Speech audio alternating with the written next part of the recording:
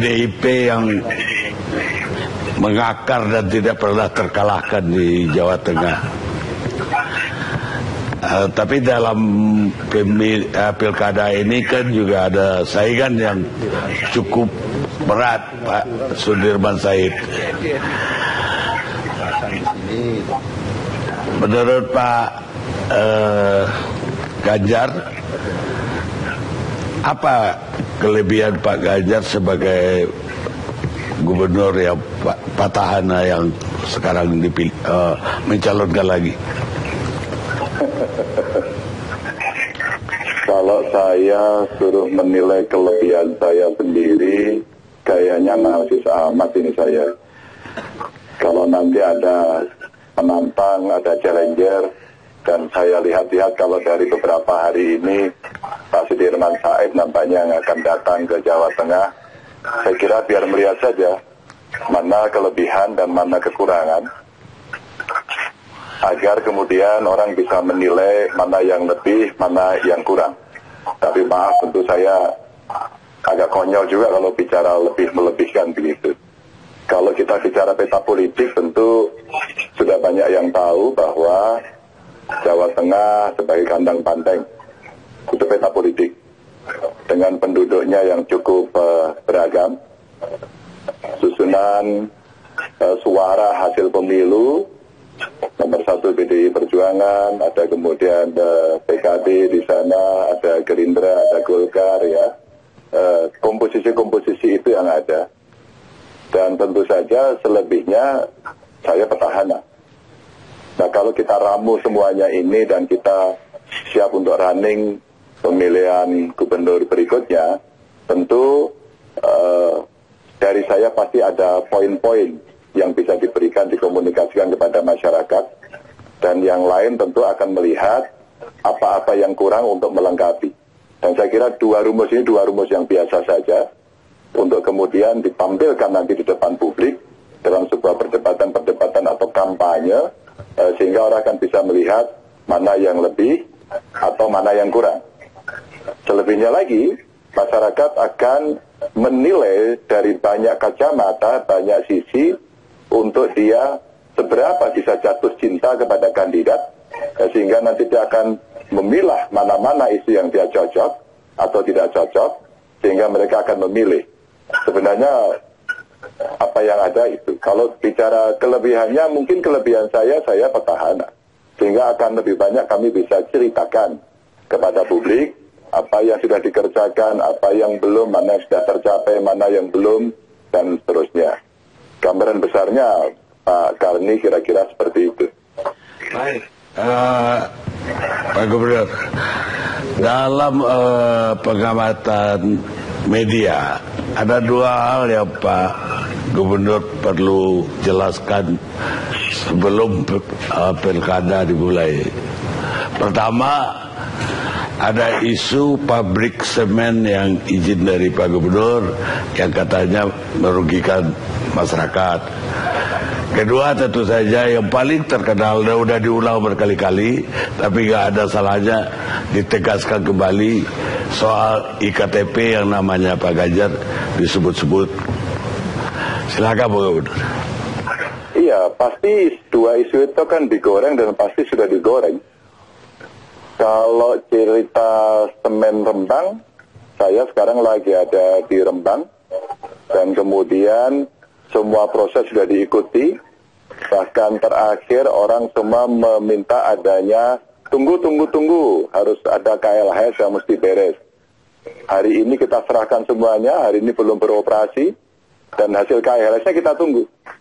KLHS harusnya diberikan atau disusun oleh gubernur. Tapi hari ini Badan Geologi yang mengevaluasi semuanya, dan kita tunggu hasilnya saja. Apakah kemudian hasilnya sesuai atau tidak sesuai? Saya hari ini sudah mendengar hasilnya seperti apa. Kita tinggal tunggu saja statement dari pemerintah, khususnya dari Badan Geologi, apa hasil dari kajiannya. Saya hanya ingin mendudukkan persoalannya secara fair saja.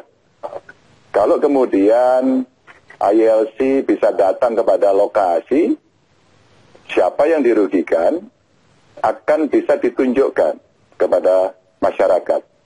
Pada saat saya bertemu dengan pabrik semen, saya sampaikan Tidak bisa orang bicara setuju atau tidak setuju dan dua-duanya yang setuju pokoknya, yang tidak setuju pokoknya. Maka saya sampaikan bagaimana manfaat ini bisa diterima. Maka saya mendorong agar ada kepemilikan perusahaan oleh masyarakat. Maka saya meminta agar sahamnya bisa dimiliki oleh masyarakat. Jadi isu ini yang pasti akan digoreng. Sama dengan orang akan menggoreng isu IKTP. Dari mulai awal saya terkejut, sungguh-sungguh begitu. Tiba-tiba satu orang menyebut nama saya dan beberapa yang lain tentu saja. Dan kemudian orang menyampaikan bahwa wah Ganjar terima duit. Bang Karni, pada saat tuduhan itu diberikan, menyebut tempatnya saja sama lokasinya saja saat itu tidak tepat. Waktunya keliru. Sehingga ketika rekayasa itu atau cerita itu dilemparkan, nampak-nampaknya lupa dia menghitung waktu. Katanya memberikan duit kepada saya, melihat bawa amplop, padahal katanya sampai dengan miliaran begitu, bisa nggak masuk amplop itu? Yang kedua, diberikan pada bulan September, Oktober di tempat seseorang, yang seseorang itu sudah meninggal bulan Juni. Dua hal ya, dua hal. Kemarin berbeda lagi, karena katanya ruang atau tempatnya di tempat orang lain. Tiga hal berbeda. Keempat, kemudian, si pemberi yang katanya dia melihat sendiri memberikan uang kepada saya, kemarin dalam pembelaannya dia statementnya clear. Saya tidak pernah memberi pada Ganjar, malah disebut nama saya. 4 ya. Dan terakhir, pada saat penyidik mengkonfrontasi saya dengan seseorang yang dituduh atau dia diindikasikan membagi uang, yang membagi uang itu mengatakan, saya tidak pernah dikasih. Dan itu saya kira ILC pasti punyalah datanya, siapa-siapa yang dibagi, siapa yang menolak datanya, itu fairness yang ada. Tapi sebagai politisi tentu saya akan sangat paham sekali isu seperti ini akan menjadi isu yang paling menarik untuk mereka goreng. Saya hanya ingin menunjukkan saja, setidaknya selama 5 tahun saya memimpin bersama Pak Heru di Jawa Tengah kemarin, bagaimana integritas dibangun, bagaimana open government dibangun, bagaimana juga, ya saya kira KPK tidak akan begitu saja. 2015 saya masuk kategori, atau pemerintah provinsi masuk kategori yang menyampaikan gratifikasi terbaik. Reformasi birokrasi saya coba bantu. 2016, pemerintah provinsi Jawa Tengah dinilai satu-satunya pemerintah daerah yang mengelola gratifikasi terbaik. Tahun ini, 3 tahun berturut-turut, KPK juga memberikan kepada pemerintah Jawa Tengah provinsi dengan ketaatan laporan LHKPN. Ada 2 provinsi lain di Indonesia.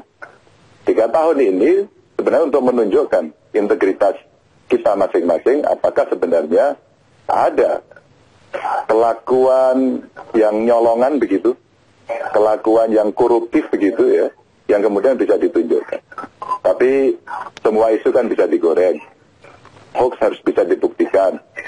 Fakta-faktanya kita dorong pada fakta-fakta hukum, dengan hukum acara yang pasti Bung Karni sudah tahu, tapi tidak menjadi isu atau fakta media yang nanti akan ditarik menjadi fakta hukum. Saya kira KPK tahu persis lah soal seperti itu. Jadi soal isu itu kita sudah dari awal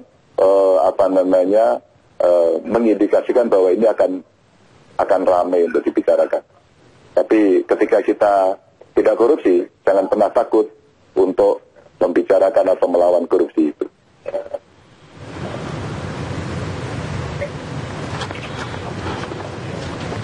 Baik, Pak. Model yang kami tawarkan sesuai dengan yang kami sering usung bernama restorasi. Setidaknya pada beberapa poin. Yang pertama sekaligus tadi membantah beberapa pernyataan dari teman-teman narasumber tentang mahar ya. Sampai hari ini kami satu-satunya yang berani mengklaim, dan itu kami lakukan, bahwa kita tidak menerima mahar. Jadi kalau kemudian